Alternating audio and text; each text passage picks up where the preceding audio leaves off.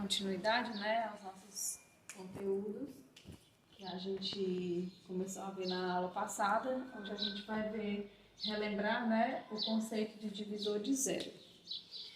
Então, tem um elemento não nulo em um certo anel, e ele pode ser chamado de divisor de zero à esquerda, né, quando ele está aqui à esquerda de um outro elemento também não nulo, e o produto entre eles vai dar o zero do meu anel, que a gente representa zero de A.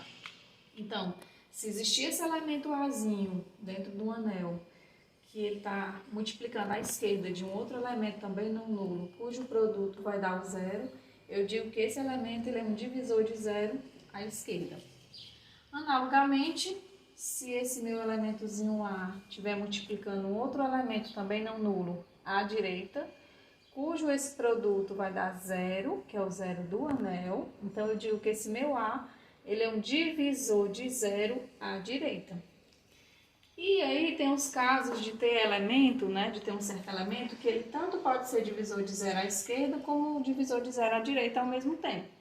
Então, quando isso acontece, essas duas coisas ao mesmo tempo, eu digo somente que ele é um divisor de zero. Então, quando eu falo só divisor de zero, significa que ele é um divisor de zero à direita e à esquerda. Vamos ver aqui alguns exemplos. Vamos considerar o anel das matrizes quadradas 2 por 2, né? Cujas entradas são os inteiros, né? Vou estar trabalhando com números inteiros. Aí eu peguei esse exemplozinho aqui. Peguei essa matriz, a matriz 0, 1, 0, 2 e a matriz 2, 1, 0, 0.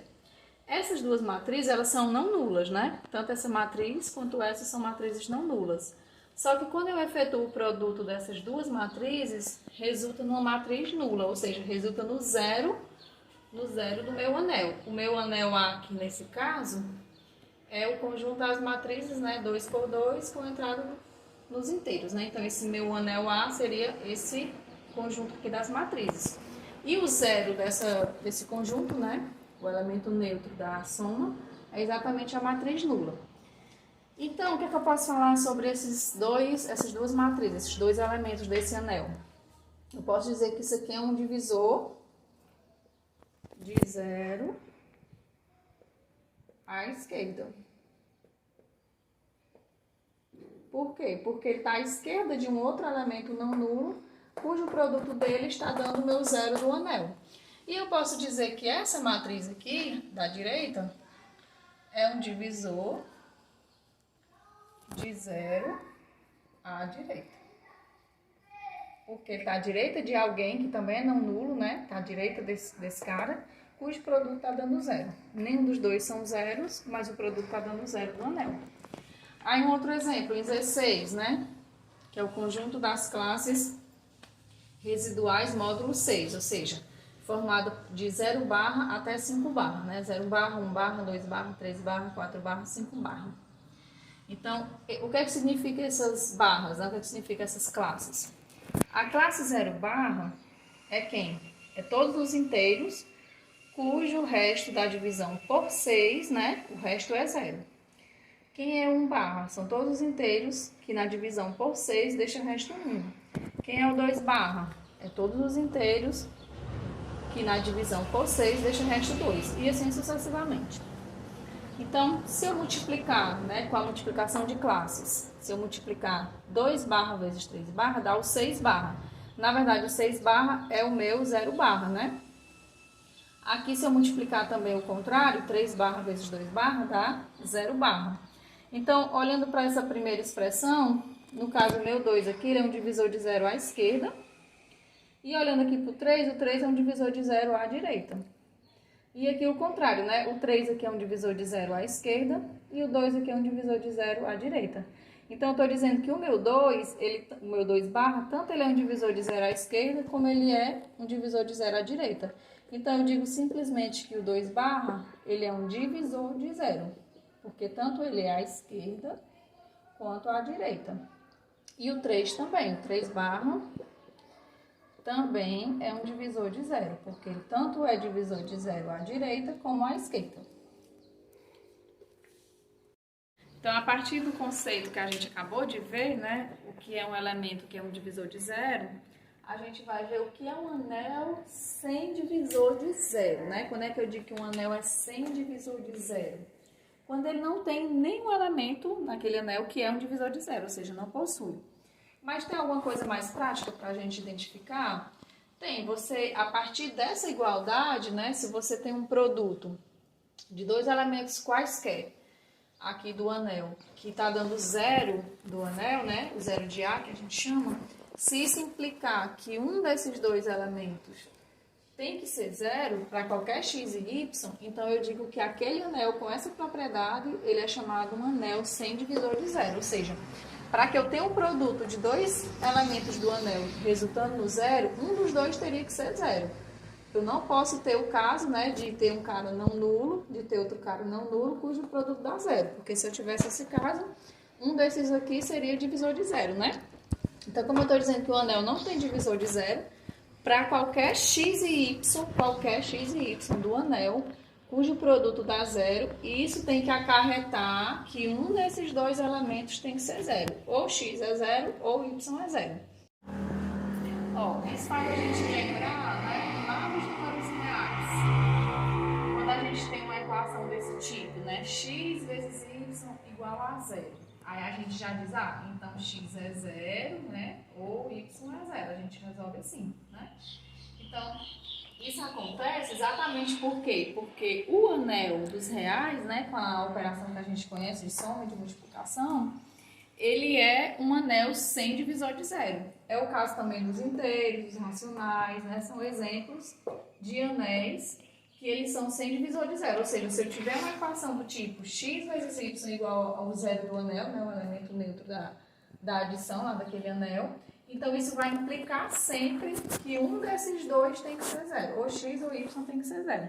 Então isso sempre acontece com anéis que não têm divisor de zero. Eles são chamados anéis sem divisores de zero. Já o Z6, que a gente acabou de ver um exemplo, ele é um anel com divisor de zero. Por quê? Porque se eu conseguir pelo menos um elemento dentro daquele anel que ele tem, aquele elementozinho é um divisor de zero, então aquele anel vai possuir algum divisor de zero. A gente viu que o 2 barra em Z6, né, é um divisor de zero. Assim também como o 3 barra, a gente viu há pouco tempo. Então, como esse elementozinho é um elemento de Z6, então eu posso dizer, afirmar que o Z6, ele é um anel que ele possui sim divisores de zero, ou seja, é possível eu ter dois elementos dentro de Z6, que eu tenho essa igualdade aqui, igual a zero, só que esses dois não são zero, né? Isso pode acontecer porque ele é um anel que possui divisores de zero, ok? Então, a gente viu nesse instante, né, que o 2 barra vezes 3 barra dá o 0 barra. Ou seja, tem um produto de dois caras não nulos, resultando no elemento nulo daquele anel. E aí, isso acontece porque esse anel ele possui divisor de zero. No caso, o 3 barra é um divisor de zero e o 2 barra é um divisor de zero. Ok? Aí a gente vem agora para o conceito de domínio de integridade. Ou, abreviadamente, a gente chama muito de DI, né? A gente usa muito esse termo DI. Então, o que é um DI? O DI é um anel que ele tem algumas propriedades específicas. Ele é um anel que ele tem que ser comutativo. Então, o A tem que ser, né, comutativo. Ele tem que possuir a identidade, né, essa identidade que a gente chama é o elemento neutro da multiplicação, que a gente já explicou quando a gente definiu o que era anel. E ele tem que ser um anel sem divisores de zero. Ou seja, se eu tiver um anel que ele é comutativo, ele possui o elemento identidade, ou seja, ele possui o elemento neutro da multiplicação, e ele é um anel sem divisores de zero, se ele tiver essas características, eu dou. Então, ele é, né, um anel que a gente diz que ele é um domínio de integridade, ou seja, qualquer anel com essas características, comutativo, com identidade, sem divisores de zero, ele tem um nome específico que a gente chama de DI, que é o domínio de integridade. Aí que a gente tem alguns exemplos de DI, os reais, os inteiros, os racionais, os complexos, são exemplos, né, bem conhecidos da gente, que são domínios de integridade. Eles obedecem a essas características. Já o Z6, né, que a gente comentou há pouco tempo, ele não é DI. Por quê? Porque ele possui divisores de zero, então ele não obedece a essa característica aqui. Então, como ele fura, né, essa característica, então ele não é considerado um domínio de integridade. Para ser DI, para ser domínio de integridade, tem que obedecer todas essas condições. ele é chamado de inversível, um anel é um elemento de um anel, não é um elementozinho A. Ele é chamado de inversível à esquerda, tá? Quando tem alguém à esquerda dele, né? Tem um elementozinho C à esquerda dele, cujo produto entre esses dois vai dar o elemento identidade. Então, para eu definir um elemento inversível à esquerda ou à direita, né? Eu preciso que esse anel ele possua esse elemento identidade, que é o elemento neutro da multiplicação. Então, analogamente, se A é inversível à direita, o que é que significa? É que tem alguém à direita desse A, cujo produto vai dar o elemento identidade do meu anel. Então, recapitulando, né? Quando é que o Azinho ele é inversível à esquerda? Quando tem alguém à esquerda dele, que quando eu multiplico esses dois, vai dar o elemento identidade. Quando é que o A é inversível à direita? Quando existe alguém à direita dele, que quando eu multiplico dá o elemento identidade. A é inversível, né? O elementozinho A, eu digo só inversível, quando ele é inversível à direita e à esquerda. Ou seja, quando ele obedece essas duas coisas, eu chamo simplesmente de inversível. Então, eu digo que A é um elemento inversível do anel, ou também eu uso o termo A é uma unidade do anel, tá? A gente usa também esse termo de unidade. Então, eu digo assim, A é uma unidade do anel. Significa o quê? Que o elemento A, ele é inversível. Ou seja, ele vai ter alguém à direita e à esquerda dele, né? Vai ter alguém à direita que multiplicado dá 1 e à esquerda que também dá 1. Na verdade, esse elemento à direita e à esquerda, quando ele é inversível, tem que ser o mesmo, né? Aí, no caso, o elemento a gente diz que um é o inverso do outro, né? Por exemplo, eu tenho o Azinho que multiplicado por C vai dar 1 e C multiplicado por A dá 1. Então, significa que o inverso de A é o C, porque ele tem esse inverso à direita e esse inverso também à esquerda. Então, vamos para a definição de corpo, né? O que é um corpo? Um corpo é um tipo específico de anel, né? Um anel mais completo, vamos dizer assim. Ele é um anel que ele é comutativo, ele possui identidade, ou seja, ele possui o elemento neutro da multiplicação. E, além disso, todo elemento não nulo desse anel tem que ser inversível, que é a definição que a gente acabou de ver. Ou seja, todo elemento não nulo ele vai possuir um inverso. Então, se eu tiver um anel comutativo, com identidade, e que todo elemento não nulo tem inverso, então esse anel com essas propriedades, ele tem um nomezinho específico, que a gente chama de corpo. Então, exemplos mais comuns de corpos. Os reais, com a operação de soma e multiplicação usuais, que a gente conhece. Os racionais, com a operação de soma e multiplicação usuais, que a gente conhece. Os complexos também. E os inteiros é corpo? Não, os inteiros não é corpo. Por quê? Onde é que vai furar a condição de corpo? Então, vamos lá. Os inteiros é comutativo? Sim. A operação, né, quando a gente fala comutativa, é em relação à multiplicação, porque a soma, por definição de anel, já é comutativa, né? Agora, quando a gente fala anel comutativo, a gente está se referindo à multiplicação. Então, esse anel dos inteiros, ele é comutativo? A multiplicação dos inteiros é comutativa. Os inteiros têm identidade? Tem, o número 1. E todo elemento não nulo dos inteiros tem inverso? É inversível? Não. É aí que fura essa condição. Então, por isso que os inteiros não é corpo. Por exemplo, o elemento 2 dos inteiros. 2 é um número inteiro, né? 2 tem inverso? O inverso do 2 é 1/2, mas 1/2 não é inteiro. Ou seja, o inverso não está dentro daquele anel, né? Está fora. Então, nem todo elemento dos inteiros tem inverso. Os únicos elementos não nulos dos inteiros que têm inverso é o 1 e o -1. São os únicos elementos não nulos que possuem inverso. Todos os outros, se você for olhar quem é o inverso dele, não vai cair dentro dos inteiros.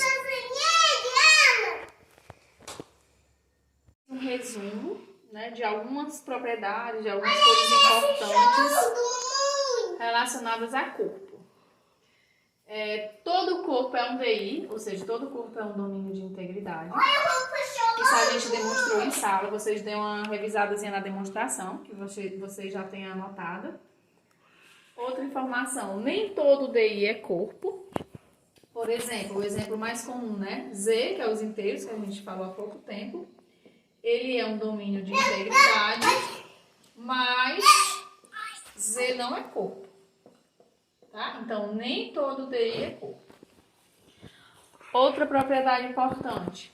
O Zn, né? Zn, que é formado pelas classes laterais de 0 barra até n-1 barra. Ele vai ser corpo se somente se o n for primo. Aí, será que tem alguma condição para a gente colocar no DI para ele se tornar corpo? Tem. Se ele for finito, se ele for um DI finito, aí ele se torna corpo. Ou seja, todo domínio de integridade finito vai ser corpo. Outra informação.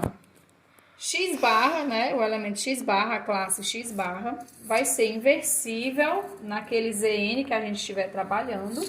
Se somente se o MDC de X e N é 1.